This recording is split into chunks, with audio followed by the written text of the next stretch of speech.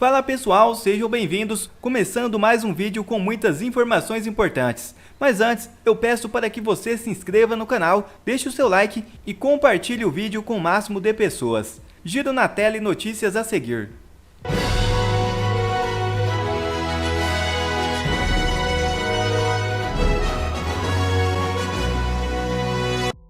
Lira e Pacheco se mantêm em silêncio sobre caso Jordi.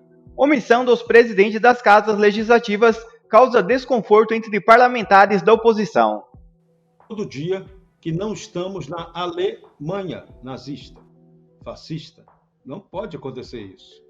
Ontem, o Congresso Nacional teve sua dependência, a sala de um parlamentar, o gabinete de um parlamentar, invadido pela Polícia Federal e, segundo o deputado Carlos Jordi, sem que o presidente da Câmara, Arthur Lira, tivesse recebido qualquer comunicação. Mas aí é que está. Não recebeu nenhuma comunicação, Arthur Lira? Pois é, cadê a sua manifestação hoje contra isso gravíssimo que aconteceu? Invasão de Congresso Nacional é um ato de ditadura, sistema de tirania, que está exagerando demais na dose. Ontem exagerou tanto que pode ter lançado aí, ter aumentado ainda mais a potencialidade do nome do deputado Carlos Jordi para disputar a prefeitura de Niterói, que há muito tempo, há muitos anos, é feudo do PDT e do PT. O sistema também faz besteira. O sistema de tirania, ele às vezes não, ele vai com tanta truculência que ele não tem avaliação estratégica do efeito político do que ele está fazendo. Então, Carlos Jordi pode acabar sendo beneficiado por isso. Mas qual é o plano que está bem claro? Vamos tentar armar uma condenação ao Carlos Jordi para quê? Para torná-lo inelegível à disputa à prefeitura de Niterói. Já fizeram algo parecido, né? Vamos lembrar aqui, com alguém que seria candidato à prefeitura do Rio de Janeiro, né? É o caso do general vice na chapa de Jair Bolsonaro na eleição passada. É isso? Pois é. E podem fazer a mesma coisa com o deputado federal Alexandre Ramagem, que também é pré-candidato à prefeitura do Rio de Janeiro. Pode ser, né, os grandes zumbis do submundo, né, do nosso judiciário dizem que um dos 18 nomes aí cotados para aparecer no inquérito do 8 de janeiro seria o dele. Ele está entre os 18 nomes. Então, todo mundo que aparecer ali pode acabar condenado e ficar inelegível. Ou então ser eleito e depois ser cassado, porque o poder tirânico disse que tem que caçar, né? Como fizeram com Deltan Dallagnol. O povo elege, a tirania caça. É isso. É esse o Brasil que nós não podemos aceitar. O mundo hoje está numa luta contra isso. A gente está vendo tirania pipocar por todo lado, né? Juristocracia operando a pleno vapor no mundo todo. Vejam o que estão fazendo com Donald Trump. Só que Donald Trump é outra parada. O cara, se ele ganhar a presidência da República dos Estados Unidos, e tem muita chance disso acontecer, o cara é um trator. Ele vai vir passando o cerol em cima daqueles que o prejudicaram. E detalhe, como esse sistema tirânico opera mundialmente integrado, inclusive com ramificações com o narconegócio, na hora que o Trump começar a pegar essa turma, vai ter nego aí que vai ser apanhado brincando na Disneylândia. Vai ter nego que vai ser pego aí quando estiver dando o seu passeio por Portugal, por exemplo. Então, a coisa pode ficar feia, mas enquanto o Trump não chega, né, aí o sistema tirânico vai continuar fazendo tudo que ele acha que pode fazer. Só que, vamos repetir, as tiranias, as ditaduras não duram para sempre. Graças a Deus, na história da humanidade, sempre há reação contra essas ditaduras. Nós estamos vendo no mundo um movimento muito esquisito de juristocracia, de nazifascismo estrutural e de total desrespeito à individualidade, ao respeito individual do cidadão. Isso está direto, está acontecendo em vários países do mundo, ou até ousaria dizer que no mundo todo. E tem patrocínio, isso tem patrocínio. Está lá a turma lá do Fórum Mundial de Davos, está lá se divertindo no frio, né? Está lá preparando suas artimanhas para manter os países do terceiro mundo sob controle, que é o grande objetivo final deles. E nós temos aqui os capachos na colônia de exploração brasileira, sempre servindo a esses bandidos. Então, a maioria da população já sabe desse jogo, está de saco cheio disso que está acontecendo, e uma hora a história sempre produz a reação. Sempre aconteceu assim na história da humanidade. Não é possível que agora vá ser diferente. Nós vimos ano passado, Deltan, o STF tentando legislar ali sobre questões como o aborto, o marco temporal para as terras indígenas e outros assuntos. O Senado, em resposta, tentou organizar alguma coisa que tentasse limitar um pouco essa usurpação de poderes, mas o que a gente tem visto com esse silêncio é uma entrega quase que total de joelhos a essa arbitrariedade, né, Deltan? É sim, Guilherme, a gente vê uma grande inação do Congresso Nacional. Inação que é explicada pelo famoso círculo vicioso da impunidade, círculo vicioso da condescendência com os desmandos do Supremo, que é o círculo vicioso em que você tem o fato de que ministros do Supremo julgam senadores e senadores julgam ministros do Supremo. Quando você gera esse círculo, o que acontece é o famoso uma mão lava a outra. É o toma lá da cá, na versão relação entre Supremo Tribunal Federal e Senado Federal. Os senadores, por mais que queiram, eles ficam morrendo de medo, não só quando eles já são investigados, mas também quando eles podem vir a ser investigados. E não foi nenhuma, nem duas, nem três vezes, diversas vezes. Eu ouvi de parlamentares com quem eu conversei, ou de parlamentares que estavam em reuniões em que eu estava presente, que eles não criticariam decisões do Supremo, ou que eles não apoiariam manifestações, com receio deles se tornarem alvos do Supremo Tribunal Federal.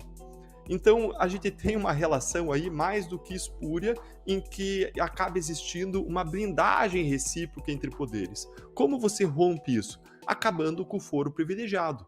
Sem acabar com o foro privilegiado, a gente vai continuar tendo esse círculo vicioso em que Supremo julga senadores e senadores julga Supremos. Se a gente conseguir levar os casos de senadores, deputados para a primeira instância, não só a gente vai ficar mais próximo do que acontece em todo o mundo, nós somos o único país que tem um número de autoridades com foro privilegiado absurdo, temos mais de 57 mil autoridades com foro privilegiado, quando vários países não têm nenhuma sequer com foro privilegiado, ou tem autoridades que se contam numa mão.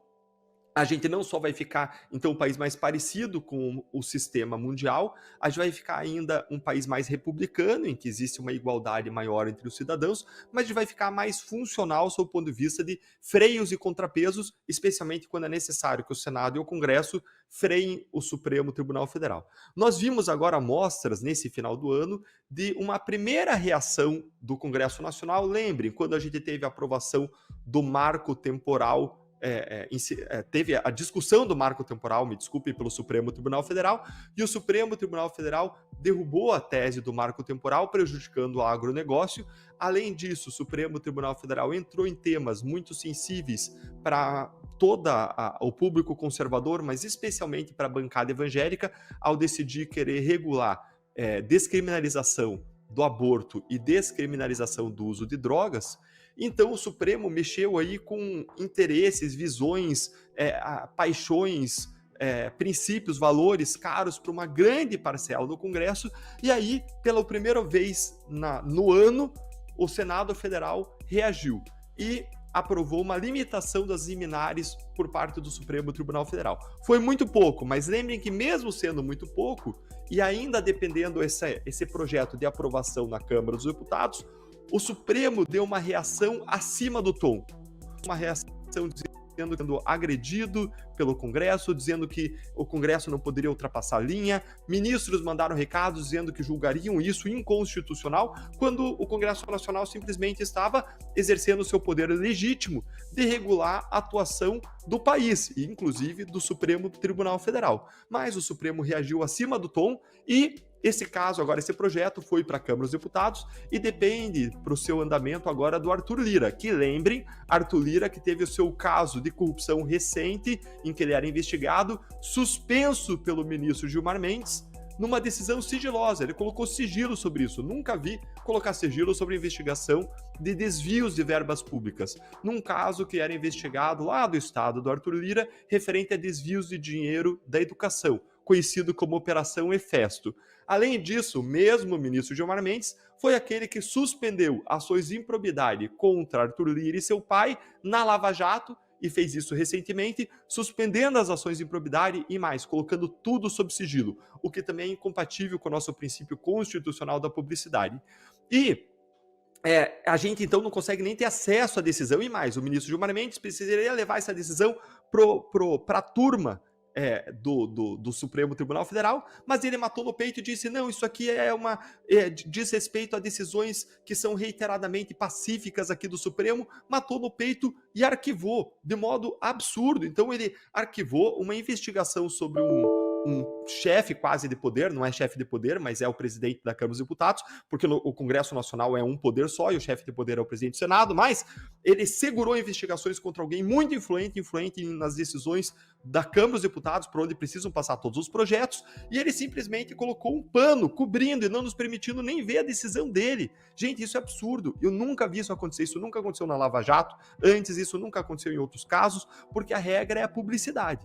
E o que explica essa ação anormal, atípica do ministro Gilmar Mendes? Bom, ela não é explicada pela experiência, ela não é explicada pelo modo como o Supremo agiu em outros casos, ela não é explicada pela Constituição e pelas leis, na minha perspectiva, e aí a gente poderia levantar hipóteses, como hipótese de toma lá da cá entre os poderes, como hipótese de troca de favores, em que alguém é favorecido em troca depois de favores ao Supremo Tribunal Federal. É claro que se a gente levantasse essas hipóteses, a gente estaria cogitando da prática de abusos, ilegalidades, arbítrios e crimes até mesmo por ministros do Supremo, crimes de responsabilidade, e sem a gente ter provas muito cabais, nos julgariam como levianos e nós iríamos parar certamente na cadeia, como foi, mais uma vez, aquele jornalista que ousou criticar o Supremo Tribunal Federal e ficou mais de um ano preso. Então, o que a gente pode fazer agora é simplesmente discutir, como a gente está fazendo, quase academicamente, levantando hipóteses que explicariam essas ações.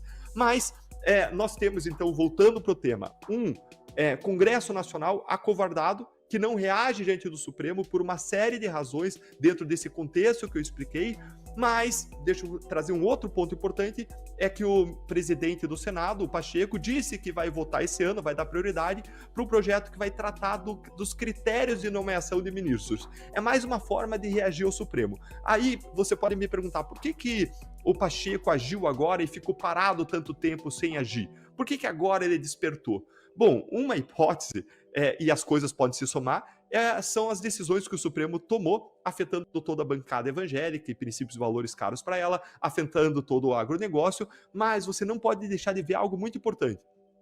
O Pacheco, segundo se coloca no debate público, é um pré-candidato ao governo de Minas Gerais. E, segundo sondagens feitas, pesquisas feitas, saiu na imprensa que ele está sendo mal visto pelos seus eleitores pela sua inação em relação ao Supremo Tribunal Federal. Então, seria muito conveniente agora para ele, nesse momento, essa reação. E mais, agora vai ter eleição para a presidência do Senado nesse ano.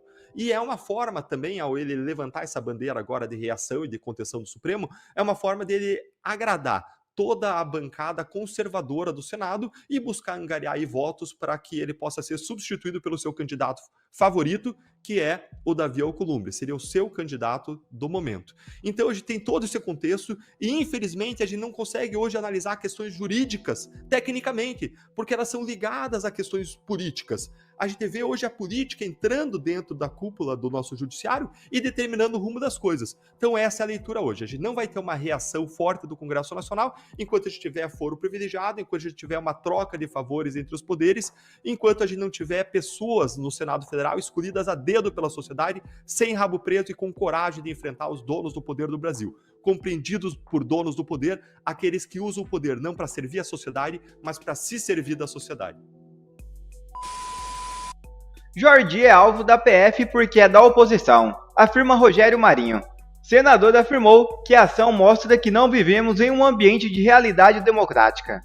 nós fomos surpreendidos com mais uma notícia que mostra que no Brasil nós não vivemos um ambiente de normalidade democrática.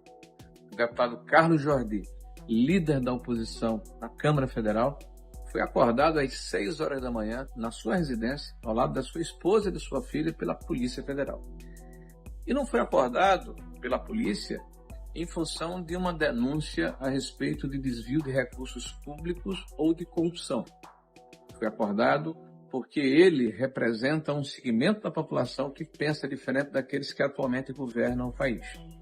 Ele foi acordado porque, de acordo com a decisão do ministro Alexandre de Moraes, que foi recentemente publicizada, nós temos uma ilação a respeito da possibilidade de que Carlos Jordi tenha uma ligação com alguém que no dia 8 de janeiro se posicionou contra o governo naquele triste espetáculo de depredação dos prédios públicos que todos nós repudiamos.